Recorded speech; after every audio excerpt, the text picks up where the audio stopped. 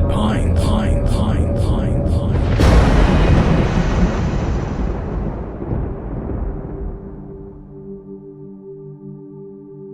Welcome to Haunted Pines, true and bizarre stories, including the paranormal, true crime, extraterrestrials, monsters, and more.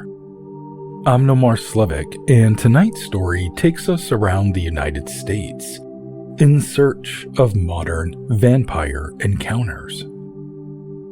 This is Creatures of the Night.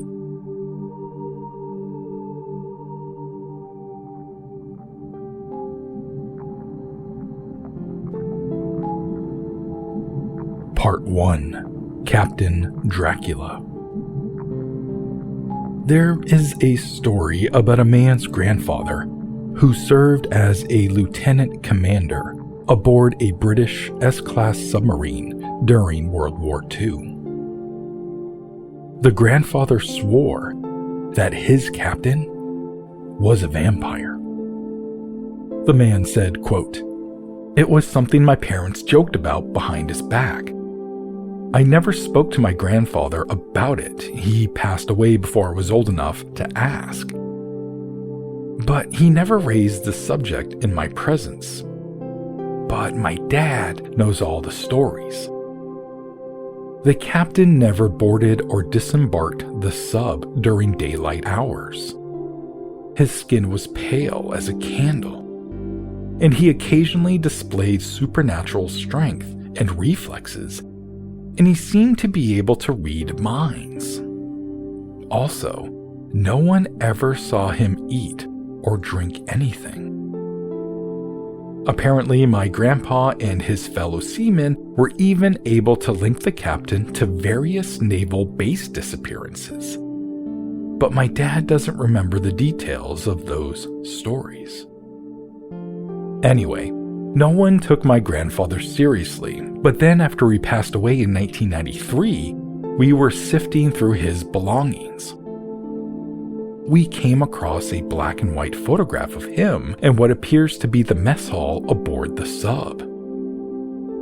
He is standing in a long and cramped room with some other men, and they're all smiling for the photo. One of the men, however, is not smiling. He is very tall, very gaunt, and he appears to be annoyed. When we found the photo, my dad said, and here's Captain Dracula. And we all laughed and resumed going through Grandpa's things. The next day, my dad walked into the kitchen looking as pale as a ghost. He'd been inspecting the old photos with a magnifying glass when he noticed that the captain was not appearing in a mirror at the back of the mess hall. You can see the reflection of all the other men in the photo, but not the captain. He just isn't there." End quote. Well, that's certainly an interesting story. There's no way to confirm it, of course, that the captain was a vampire, but I definitely appreciate the anecdotal retelling from this person.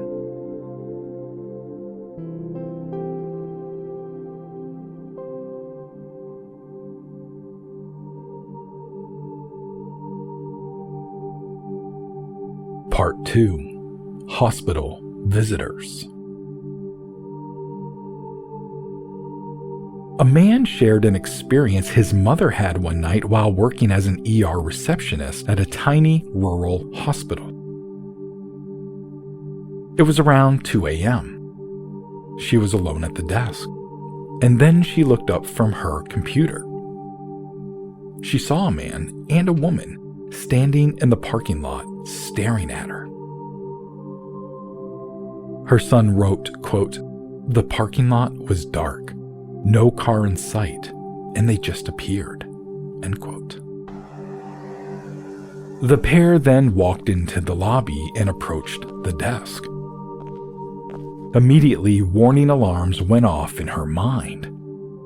They were tall, impossibly tall, The desk where she sat usually rose to the mid-chest of an average person. But with these two, they towered above her, the desk barely reaching their waists.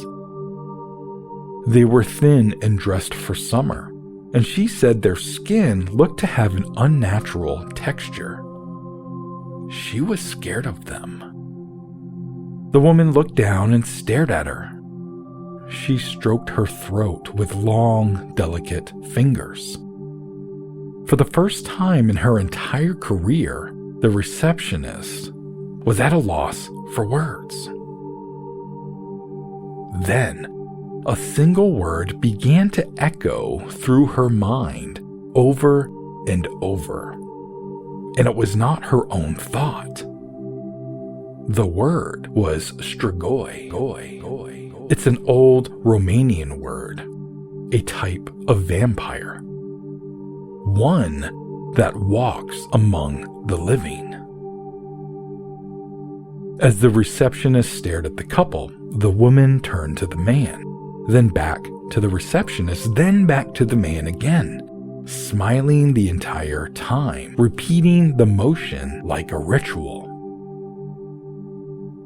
Then she asked the man, quote, "Do you think she'll let us through, or should we go somewhere else?" End quote. They both smiled at the receptionist.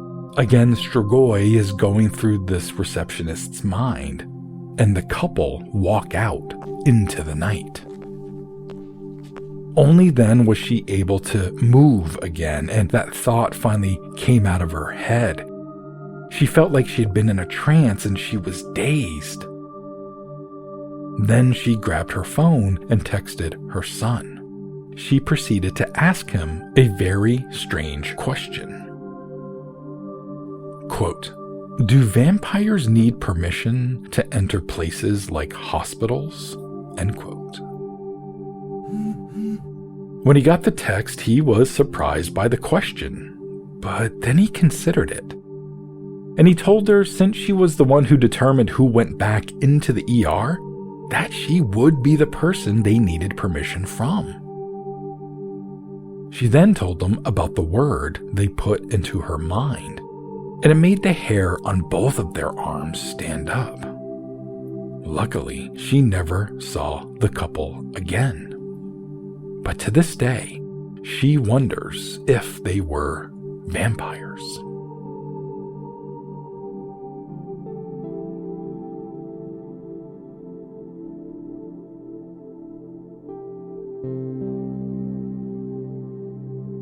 Part 3. The Mineral Point Vampire. The town of Mineral Point, Wisconsin, is home to about 2,500 people. Settled in 1827, it became a lead and zinc mining center during the 19th and 20th centuries. Today, it's a regional tourist destination. But some residents believe something else arrived in 1981. The sightings center around Graceland Cemetery. One night, Officer John Pepper investigated reports of activity in the graveyard. While patrolling, he saw a tall, caped figure with a white face. When the figure noticed him, it ran. Pepper chased it until it leapt over a 6-foot barbed wire fence. He stopped and returned to his squad car to report what he saw. The next morning, officers followed the creature's tracks in the fresh snow. They led straight to the fence and stopped. There were no tracks on the other side. 23 years passed. Then, in March of 2004, police responded to reports of someone sitting in a tree outside an apartment complex. Witnesses said the figure would leap down at people as they passed. When police arrived, a 6-foot caped figure jumped from the tree and fled. They chased it to a 10-foot concrete wall, and then the footprints ended there. Nothing beyond it. Then, in July of 2008, a terrified young couple arrived at the Mineral Point police station. They'd been fishing on a jetty at Ludden Lake when they heard scratching beneath the wooden boards. Something was below them. When the man shined his flashlight through the gaps in the wood, he saw a caped figure climbing around underneath them. His girlfriend ran, and he threw the flashlight and followed her to the car. As they got in and sped away, they saw the figure running toward them. The police took their report seriously and went to the lake, but found nothing except the abandoned fishing gear and the flashlight. Some people believe the sightings are tied to a local legend, the Ridgway Phantom. This is supposedly a shape-shifting entity said to appear as animals or other humans, even a headless horseman. Regional folklore holds that the Ridgway Phantom is a combination of two brothers who had the misfortune to be murdered as a result of a bar brawl sometime in the early 1840s. Sightings of the Ridgway Phantom supposedly escalated into cycles about every 40 years. And that started in the 1850s and occurring more frequently again in the 1890s, the 1930s, and the 1970s. Although reports of the Ridgway Phantom have declined over the decades, claims of mysterious manifestations have occurred as late as 1993. However, it looks like in the 2010s, when the next cycle was to occur, the Phantom never came. But in Mineral Point, people wonder if what they saw was a person, a phantom, or maybe a vampire.